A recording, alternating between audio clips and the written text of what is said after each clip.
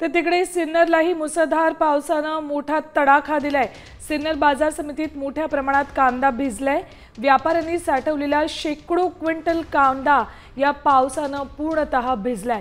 लाखो रुपये किमतीचा कांदा अक्षरशः मातीमोल झालाय, सडायला लागलाय। सिन्नरमधली ही परिस्थिती बाजारपेठेत व्यापाऱ्यांनी लाखो टन कांदा साठवला होता, शेकडो टन कांदा साठवलेला त्याचं नुकसान झालंय।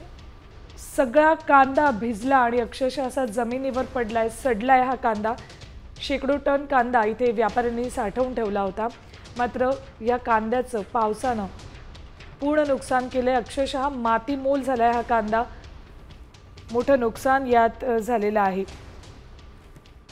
सिन्नरला पावसानं जोरदार तडाखा दिलाय। मुसळधार पाऊस या भागामध्ये झाला आणि त्यामुळे बाजारपेठेत पाणी साचलं आणि त्यानंतर हा कांदाही पूर्ण भिजला। साठवलेला कांदा भिजल्यानं आता मोठं नुकसान झालेलं आहे। संपूर्ण परिसरात हा गुलाबी चिखल इथे कांद्याचा दिसतोय।